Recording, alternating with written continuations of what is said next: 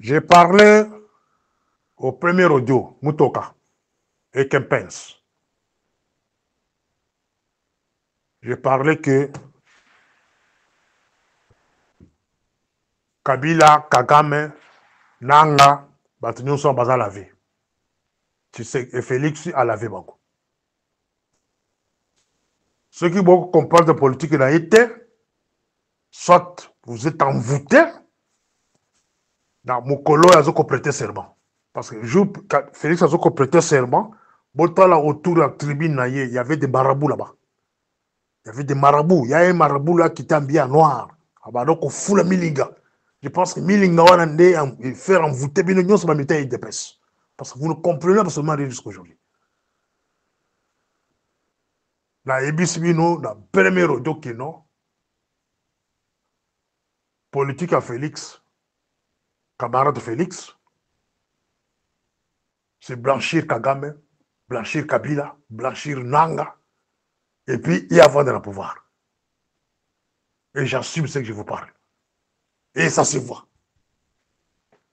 Ceux qui ne vont pas comprendre, soit vous êtes sous envoûtement. Tolobela,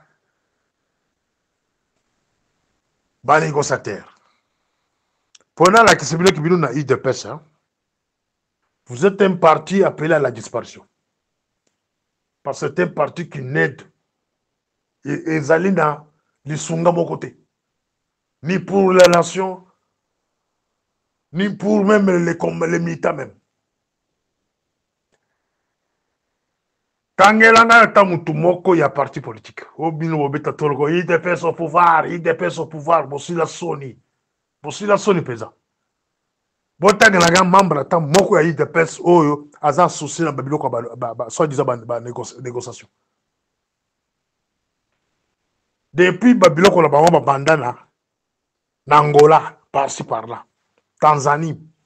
Botang la membre ya IDPS moko kaka moko o aza souci na babilo kwa. Ceux qui posent à la parti politique à solo, il y a bato mayele. La première des choses à faire, c'est demander la démission de Félix. Si réellement vous êtes des membres éduqués, vous avez la maturité politique, la première des choses, c'est demander d'abord sa démission. Et lui faire remplacer par un autre cadre. Ça, c'était au début. Avant tout comme niveau tout comme mais c'est trop tard.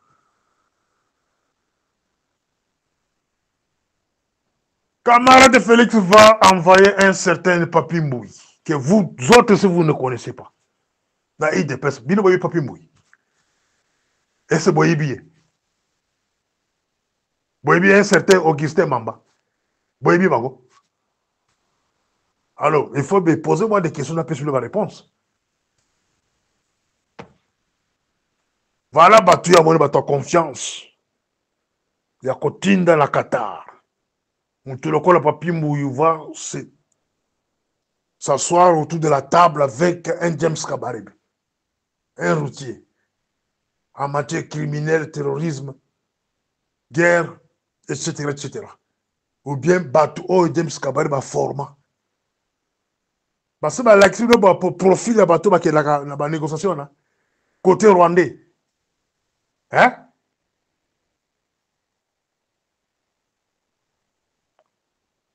Camarade Félix va abandonner le Parlement. Membre du Parlement, Commission de défense, des bateaux qui habilités à se présenter. Parlement, d'abord, ils ont double casquette. Baza va représenter élu, représentant du peuple, et puis, Bazaliko siéger dans la commission de défense et sécurité. Les bateaux qui habilités d'abord pour représenter le Congo dans la négociation de son bidon. Oui, ça l'a mis par-ci par-là. Parti au pouvoir. Augustin Kabouya, Moutourabino Kabouya. Ou bien prof Mbata, le lobo matissima bakumi nani na ceux qui dans l'union sacrée. Les genres de personnes ne battent pas la négociation parce qu'ils ont représenté le pouvoir.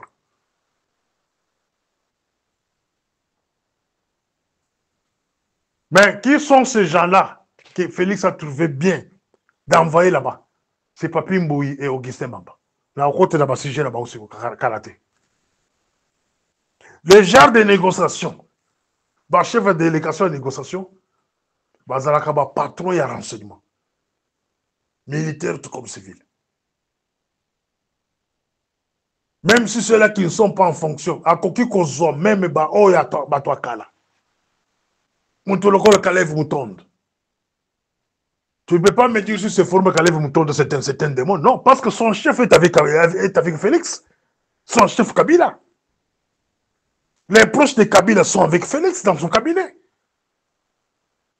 Les Loumanou, les Bochabou, tous ces gens sont avec Félix. Mais dans les négociations, pareil, si vous prenez un homme comme Kalev, oh, Moutaïbi d'abord Bassolon, bien, Bocheli Bosso, où est le problème? Bozi Moutoulogo Lambelou, Botine dans la négociation, où est le problème? Non. Félix va nous choisir un certain Papi Mbouyi. Maintenant, j'entre dans les détails de Papi Mbouyi. Papi Mbouyi sont des jeunes que nous, on a recrutés à la DGAM. Beaucoup de gens, on s'en fout. Mais c'est un jeune qu'on a recruté à la DGAM en 98. Il était à Bakongo. Il était à Bakongo. Moutomatisi Papi Mbouyi, à comme le niveau, à comme il est là, c'est François Beya, mon grand frère François Beya. Obobingi Fantomas. Ancien conseil spécial, Obo conseil là qui a légalisé le coup d'État. C'est celui-là qui a fabriqué Papi Mbouyi. À un moment donné, Papi Mbouyi était pressenti comme âgé de la nerf, sans formation quelconque sur la matière de sécurité. De la DGM comme officier de migration à l'aéroport d'Ndjili, Malamoko a bombardé directeur général adjoint de la migration. Chancelier Kopamba. De celui-là, Bazo qui nous commet, qui nous engagé à venir des millions et des milliers de nos enfants, la Qatar, autour d'une table entourée de mafieux, de Karine Ouad, de Gao Mandungu, botala approche ya camarade, bateau na Karine Ouad, moi ya Tata Moribongo ya Sénégal, oya Boumisaka Kadhafi, ancien président sénégalais, Karine Ouad, bateau bazo autour de camarade Félix. Si vous voulez un groupe pour vous attaquer,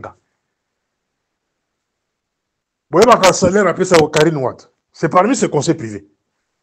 Vous avez un mot appelé ça. Motoka, ne venez pas sur ce groupe pour me provoquer. Parce que bilo qu'on a comme message et que choqué n'est pas tout sous.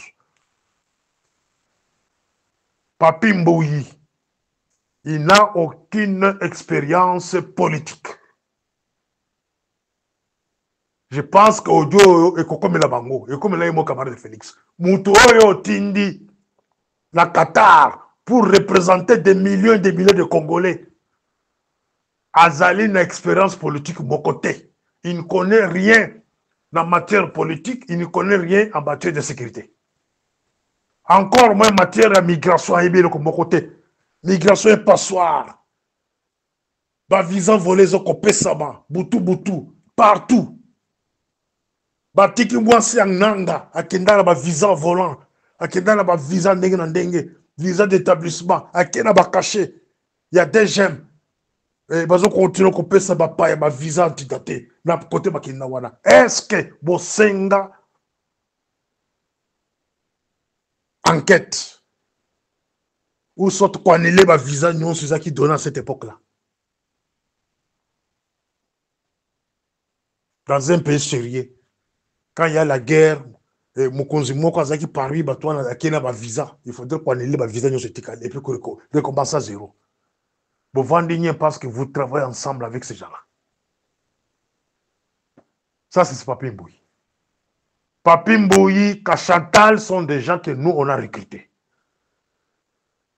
Et ils allaient constater parce que nous avons des preuves. Guy Pezo, il est encore là comme DRH. C'est témoin vivant.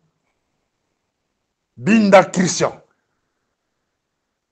il est aujourd'hui à Irlande, si je me rappelle bien. Matondo et directeur Maurice Ntambo, père son âme, sont les témoins. Bateau, Toazalaka, tu composer la direction des services généraux. Tu recrutes que Batouana. Les lobbies de pèse au bonheur Batou Malonga. Biso te passe Baouta, Nanding Bazali na parcours na bango. Et ils ne peuvent pas engager la République parce que Bazali n'a rien. Na mitou na bango. Ce sont des gens qui les Rwanda manipulent. Tu veux qu'on ait Augustin Mamba. Augustin Mamba, c'est l'homme de confiance de Kabila. C'est mon frère, hein.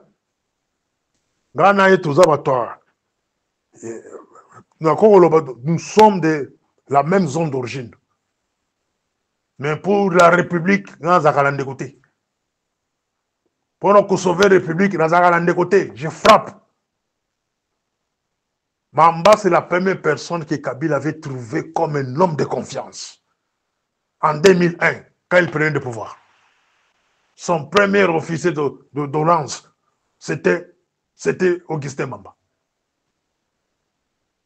Tina Nenga, commissaire à Demiap, dans le renseignement militaire. L'homme de confiance. Mais c'est celui-là que Félix a trouvé bien d'aller représenter le Congo. Maintenant, pour comprendre de ce que configuration on va se retrouver. Donc, la négociation, j'avais qu'aucun ceux qui représentaient Kabila autour de la tablette. Nous sommes sûrs. Parce que maman ne peut pas me dire que depuis qu'il est là, il n'a jamais appelé Kabila sur son téléphone, ou bien cause avec lui, mais par intermédiaire. Il ne peut pas me dire non. Des bateaux, Félix Amoni bien continué dans la négociation. Mamba, ancien chef il y a ordonnance à Kabila, de Yewana, la table de négociation. Mais ça, j'ai une compris sur une bataille de pêche. Alors qu'on va vous avez bololé. Parmi vous êtes des biboumafou. Parmi nous. C'est ça le message. Ce qui est à la place d'ailleurs. Quand il regarde de gauche à droite, donc il trouve bien de choisir les gens qui étaient avec Kabila pour pas représenter. Beya, accusé pour le coup d'État. Par lui, M. Félix. Batu Beya a fabriqué la carte de sécurité. Ne ba oye azo kutrava na bango. Siko, mukoli to ko so Beya za mutu babe. Botika Beya zo Congo. Parce que Batu Beya, ba wana ba kutrava na bino. Papi Mbouy, les produits de François Beya. Ils ont constaté. Azaki na ba Congo, ba dépêché na Kinshasa, et be akumi DG à DG. Azaki petit na confiance, azoti de la mission secrète. Mais Bobengari Beya, même Batobe Batika na mboko ane bozo conseil na bango. C'est quoi Beya ça un problème ni bozo mise na mboka. Bozo même batoye de pèse de bozale na position té. Ce qui Félix c'est le là et bisu que non Satan azali saint Zamba kosa. Bino batoye de pèse nyonso mukili mobimbo bando betela Satan babolongo. Vous êtes un peuple maudit. Parce que jusqu'à présent, on peut comprendre la politique, il y a des collaborations qui ont la politique à Mabé. Et sa politique nous amène à la mort, à la disparition même du Congo. Dans la Kissibino Bato a tigné dans la négociation. Mais fin de compte, c'est le communiqué là que vous avez suivi tous. Mais comme on va sauver la carte, il y a comme il y a Qatar, il y a un hôtel. Ce qu'on est là, on ne pas si mingi. Ma conclusion, oh, bah, salikona. Félix, c'est le tapis rouge ou rien. Et le reste, ça ne nous concerne pas. To lobby, to boyi. Bilo konosa na Qatar, to boyi yango. Ezala yo, ezala Kabila. Moutou moko te ko dirige biso.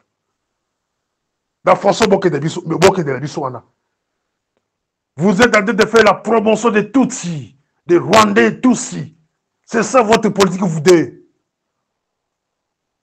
Kabila nous a amené les Rwandais, les Tutsis dans l'armée. Yo, kolisi bango. Ozo promonter bango. Boken la Qatar, boyokani keno, cette fois-ci, bon dirigeant Mboka wana, na Tutsi. Et ba Congolais bazala libanda, non, toboyi. Toboyi. À partir de la semaine prochaine, nous commençons la mobilisation. Les combattants de l'IDPS, ceux de côté le bâti, beaucoup là. La politique de Kabare de Félix, beaucoup surtout quand un matin comme ça, Kagame Mazana Kishasa wana, n'a pas militaire réunion. Il n'a pas une politique claire. La preuve, c'est Qatar. Qatar, Yangwana. Et là, on va la Qatar, on va tout le atteindre ba faible, la carte à Qatar pour représenter Bino. Parce que Bakolbaka, oui. Parce que Bazo promettre un poste. Oh, Moussou va promettre comme chef d'état-major. Oh, il y a cause de ceux qui patrouillent en air, ceux qui nient. Baké Bazo ko hypothéquer pays. Et bon, côté Kabango. C'est quoi ça? Hein, mes chers amis? C'est quoi ça? Mamba était Azanani la Sadek.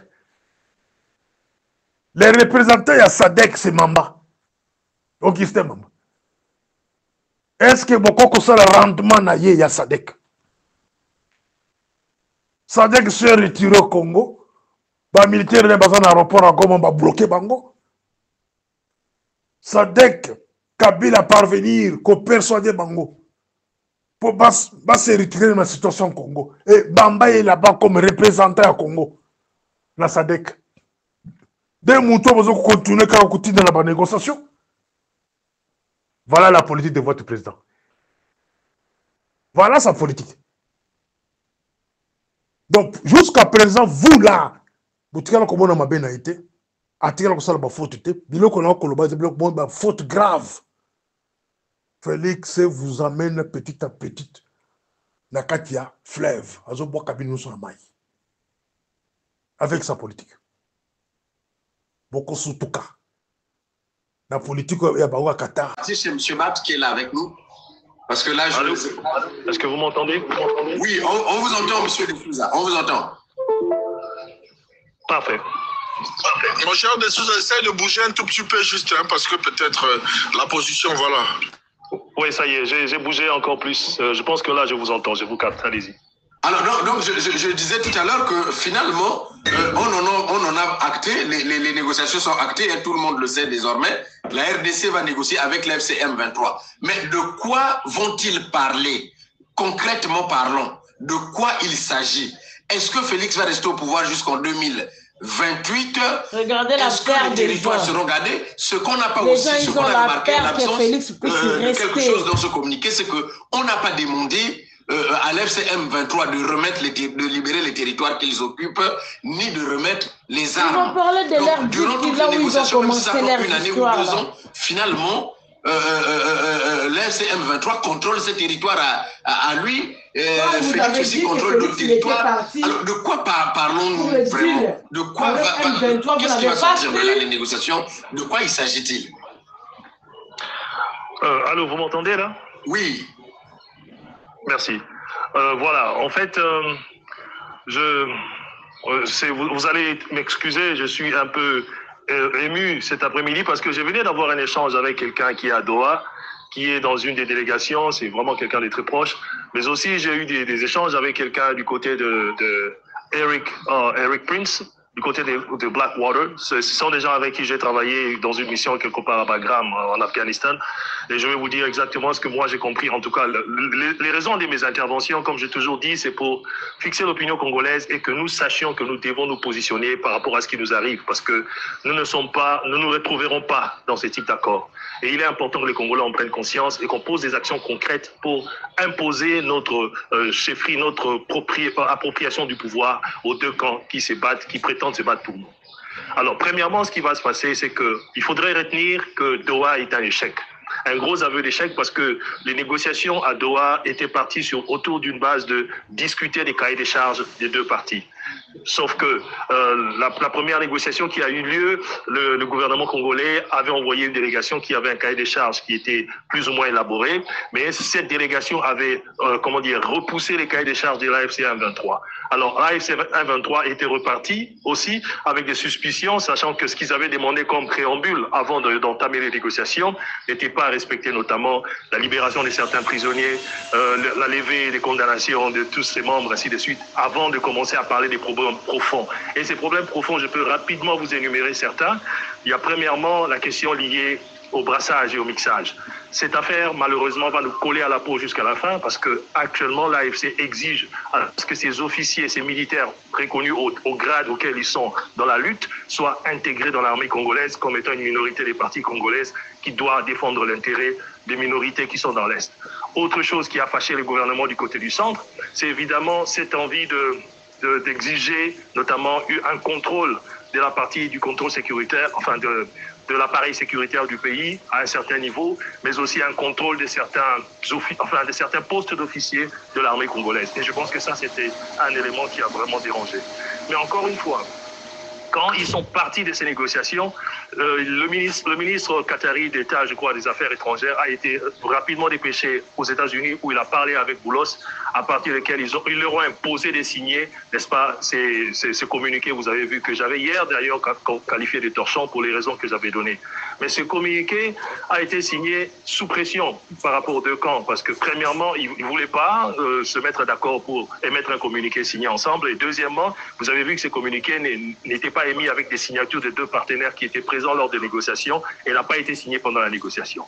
Qu'est-ce qui va se passer comme prochaine étape? En fait, en ce moment, il y a un autre acteur intéressant qui est en train d'entrer qui est en train de se préparer pour intervenir, n'est-ce pas, dans le conflit congolais. C'est encore une fois un acteur militaire qui est déjà en RDC. Ici, j'ai cité un nom de Eric Prince, qui est en fait le fondateur de Blackwater. Blackwater, pour ceux qui ne savent pas, c'est pratiquement la société de mercenariat américaine qui est en fait une société qui joue le même rôle, n'est-ce pas, que la société Wagner au niveau de la Russie. C'est-à-dire, c'est une société de mercenariat qu'on déploie dans des zones d'opération non officielles du gouvernement américain. Et cette société travaille, n'est-ce pas, avec ce qu'on appelle les tacites du gouvernement. Comme à l'époque de Dick Cheney, avec les républicains extrémistes et conservateurs, nous avons ces mêmes types de républicains qui se retrouvent avec Trump, notamment un certain Boulos, qui a été impliqué dans les négociations de la discussion depuis le début. Et le rôle de cette société serait justement de déployer des mercenaires pour pouvoir sécuriser les zones d'opération pour l'exploitation minière. Malheureusement, s'il y a les gens de Tshisekedi ici, je vais vous informer que ce deal va passer. Ce deal passera au détriment de Tshisekedi et de la RDC. Et ça me fait vraiment sourire parce que j'ai vu tout ce qui a été fait comme bruit au début et tout ce qui est en train de se passer actuellement. Je pense que Tshisekedi perd le contrôle. Monsieur de Souza, donc, du coup, on peut dire que c'est le gouvernement congolais qui signe ce deal avec cette entreprise-là, c'est ça? Le gouvernement congolais ne signe pas ce deal. Je voudrais parler de Tshisekedi et son équipe parce que les conseillers qui ont été pour discuter de ce deal sont en fait le bras séculier de concerné gouvernement. Souvenez-vous, l'autre fois, je vous ai dit comment est-ce que fonctionne Tshisekedi avec sa bande. Il y a la bande familiale, il y a la bande des extrémistes, il y a la bande des conseillers qui viennent de Belgique et des États-Unis, des US, et puis il y a les autres, et puis il y a les partis politiques. Donc ils sont actuellement en conflit interne extraordinaire pour s'accaparer, n'est-ce pas, de la priorité ou de la primeur de tenir ces discussions au niveau de Washington parce qu'il y a beaucoup d'argent en jeu, comme d'habitude, et ils bouffent avec des rétrocommissions et ils vont aller suivre ces gens pour leur donner des commissions à côté. Le problème, c'est que ce désordre-là, en envoyant plusieurs délégations au niveau de Washington, a soulevé les sourcils des gens de Washington, notamment Boulos, qui en a parlé avec Tshisekedi et qui l'a contraint à arrêter avec certaines sociétés lobbyistes qui étaient autour. Mais la finalité, c'est laquelle? C'est que les Américains, ça il faut bien retenir, les Américains ne viendront jamais, sachant en fait actuellement la complexité de la situation de la guerre en RDC, notamment avec la multiplicité des groupes armés, plus de 204 ou de 244 à ce moment, parce que l'autre fois, je vous ai encore dit, j'ouvre une parenthèse que je ferme, les Ouazalendo sont un potentiel groupe armé qui va devenir un problème après la signature la signature de l'entente entre le M23 et la RDC. On en parlera plus tard dans mon intervention. Donc, ce qui se passe actuellement, les Américains veulent sécuriser la contrée de l'exploitation minière parce qu'ils ont des zones qu'ils ont déjà ciblées, mais ils veulent les sécuriser avant d'envoyer les mercenaires sur terrain.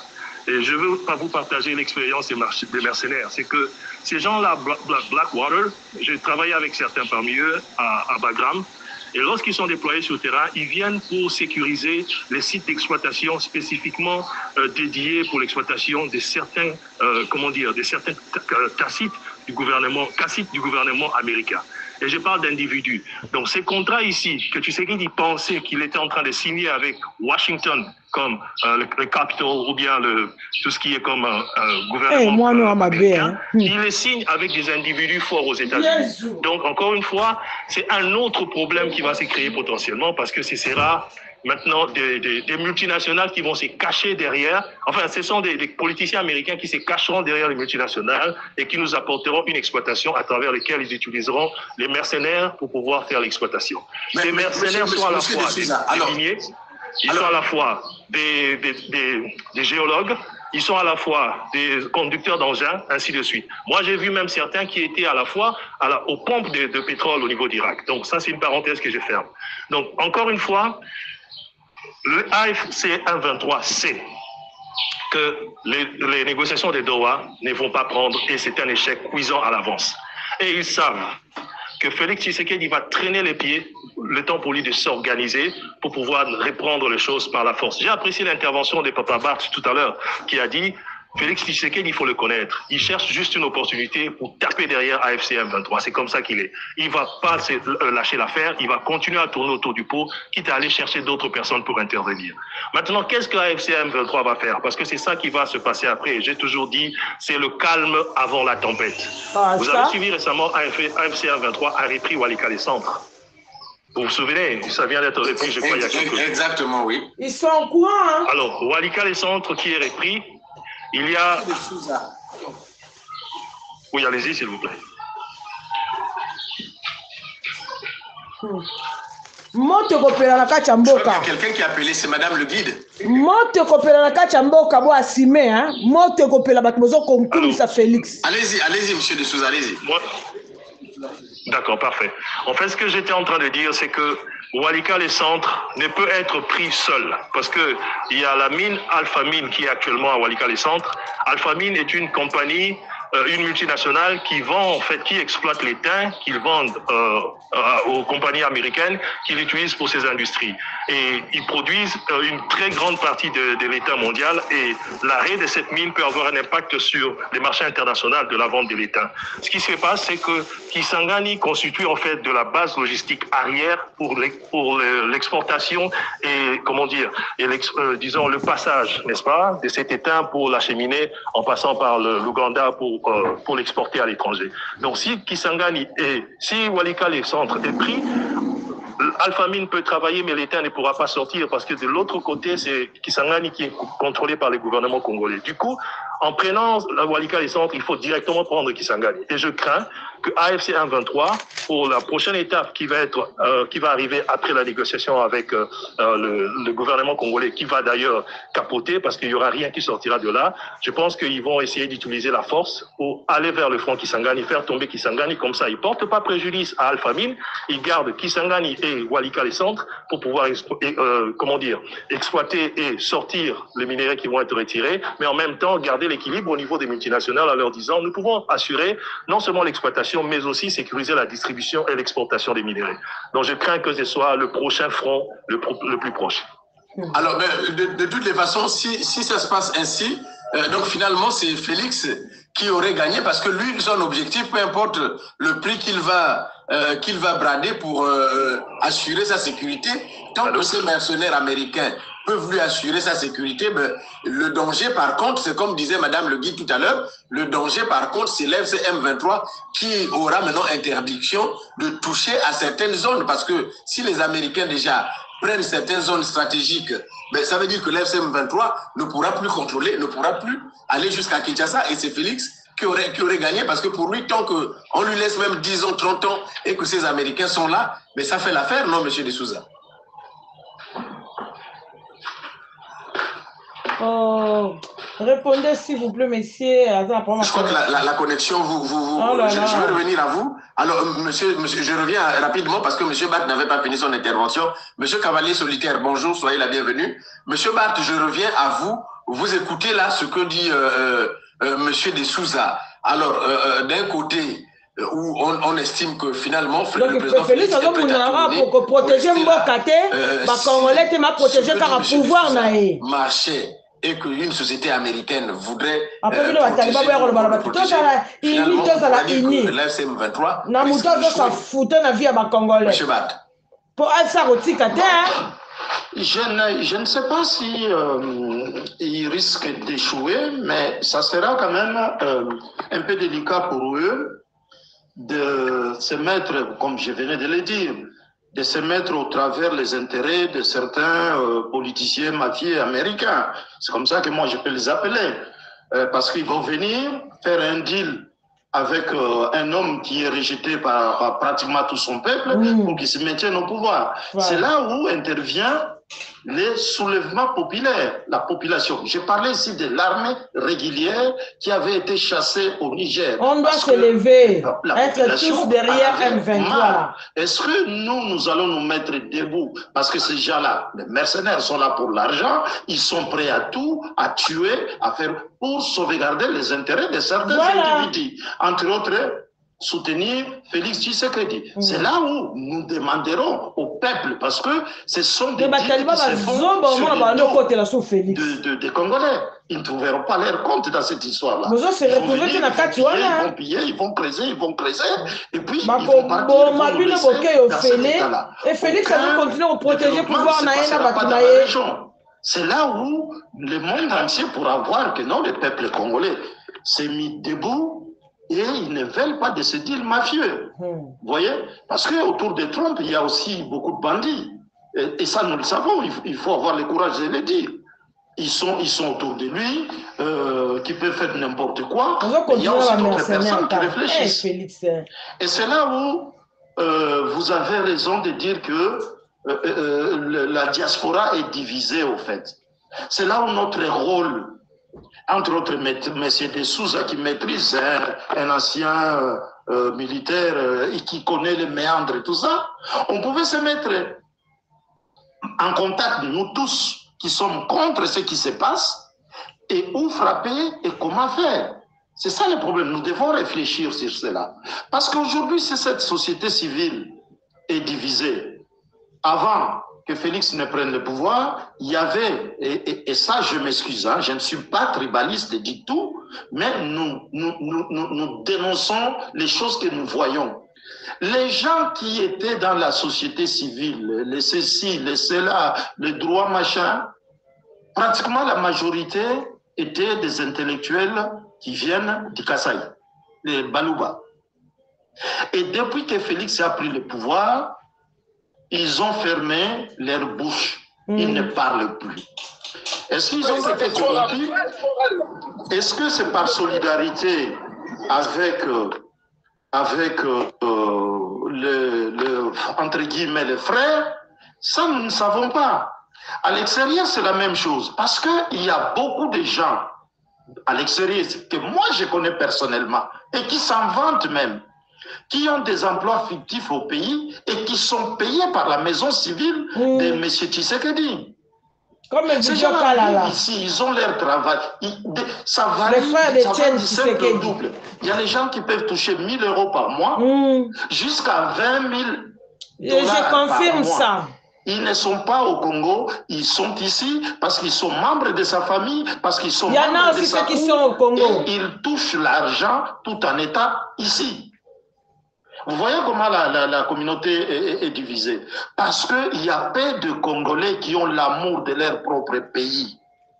Et c'est les intérêts personnels qui comptent dans la majorité de nous Congolais. C'est comme ça et personne ne me dira le contraire. Surtout les intellectuels qui savent manipuler les gens qui n'ont pas été sur les bancs de l'école. On les manipule et ils n'ont pas de position. Il suffit que quelqu'un débarque qui les manipule en leur donnant un t-shirt, en leur donnant un sac de riz ou ceci ou cela.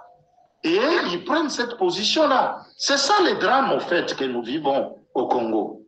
Alors, si ces Blackwaters viennent, je sais que ça sera la barbarie qui va venir au Congo. Ce sont les gens qui n'obéissent à aucune règle pratiquement. Ce sont des gens qui sont comme les Wagner aussi. Pour leurs intérêts, ils sont prêts à tout. Ils sont prêts à tuer, ils sont prêts, enfin, ce sont des termes de mots. Donc il a brandi tous nos minéraux. Ils sont prêts à tout. Parce qu'ils sont bien à lui et pas pour l'intérêt du pays ou des Congolais. Non, nos intérêts. Et c'est ça le problème. Et moi, je fais appel à toutes les personnes qui aiment vraiment les Congo. C'est le moment où jamais qu'on puisse jouer un rôle. C'est le moment. Nous savons que nous sommes divisés. Il y a le pro-Félix. Quoi que Félix fasse, et ils seront toujours là pour l'applaudir. C'est comme ça. C'est comme dans une secte où on ne contredit pas les gourous. Les gourous à droit sur tout et en tout. Et pour citer, je reviens là où je disais que cette unité-là, cette identité zaïroise, que ce soit les Américains, les Français et les autres, n'avaient pas vu parce que le Congo devrait être morcelé au plus tard en l'an 2000. Et nous avons vu à partir de 94, dans la région, ça bouillonnait déjà, jusqu'à 98 et 99. Le pays était vraiment au bord d'explosion. Mais cette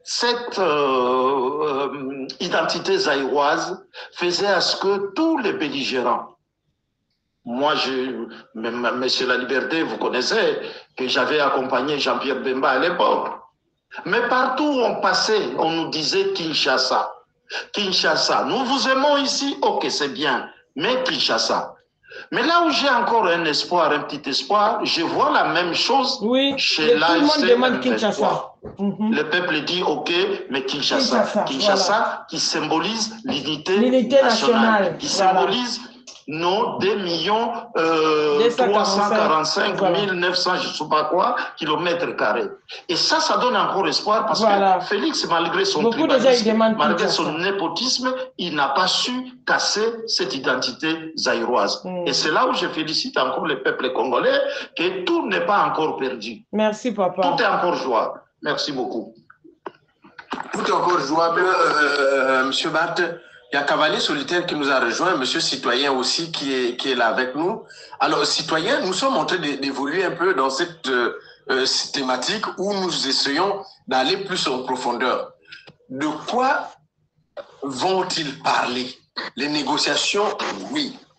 L'FCM 23 et la République du Congo aussi. Négocier quoi? De quoi vont-ils négocier? Est-ce que c'est le départ de Félix? Là-dedans, on n'a plus imposé que l'FCM 23 puisse remettre les territoires ou encore déposer les armes. De quoi on parle? Ces négociations vont aboutir à quoi? De quoi vont-ils parler? La parole, je profite du panel pour saluer les panélistes, des grands panélistes.